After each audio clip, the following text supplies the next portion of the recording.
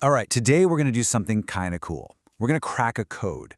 We're going to take a word we all think we know, freedom, and uncover a way deeper, more profound meaning that's been hiding in plain sight, right inside its original language.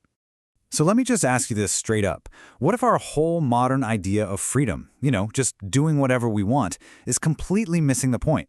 What if the original concept was about something way more powerful, something truly life-changing? Let's dig in. And right here, this is the fundamental split. On one side, you've got the common idea. Freedom is all about my unchecked personal choice. But the biblical idea, it flips that completely on its head. It says true freedom isn't about what you get to do, it's about what you have been freed from. It's all about liberation. To really get this, we have to stop thinking of freedom as just a state of being, and start seeing it as something that kicks off with a single, powerful event. It all begins with the act of being set free. Okay, first piece of the code is a Greek verb, Eleutheroo. Now, this is not a passive, chill kind of word. It is all action.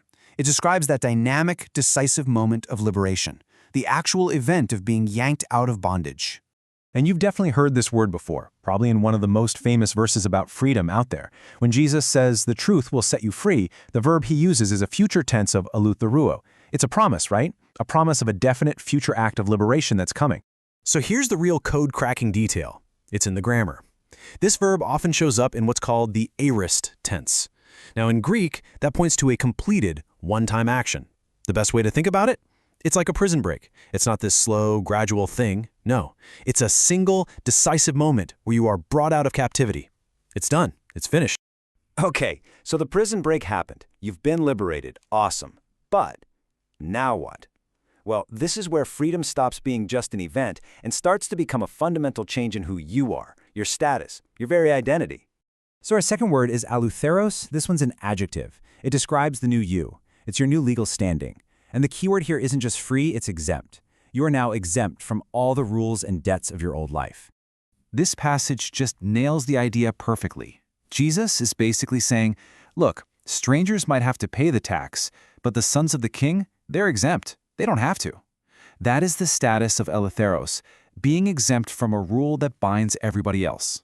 And this, right here, is such a critical shift in how we think about this. The freedom of Eleutheros isn't just a negative. It's not just, I don't have chains anymore. It is a massive positive. You're not just an ex-prisoner. You've been adopted into the family. You've been given the full rights and status of a son and heir. So we've got the event of being broken out, and we've got the new status of being a son. But where is all this headed? There's one last piece to this puzzle, and it's all about the final destination of this journey. Our final word is the noun Eleutheria. And this isn't just a warm, fuzzy feeling or a nice idea. In the text, it's presented as an actual place, the realm, or the reality of freedom itself. Think of it like a new country, a new kingdom you get to enter, a place with a completely new set of rules. Now listen really closely to the wording here. It says, we are brought into the glorious freedom, the Eleutherion. See that? It's not something we feel. It's a place we are physically brought to. The language frames it as a destination. And here it is, the final grammatical clue that just cracks the whole thing wide open. In the original Greek, that little word into, combined with Eleutherian, puts it in what's called the accusative case.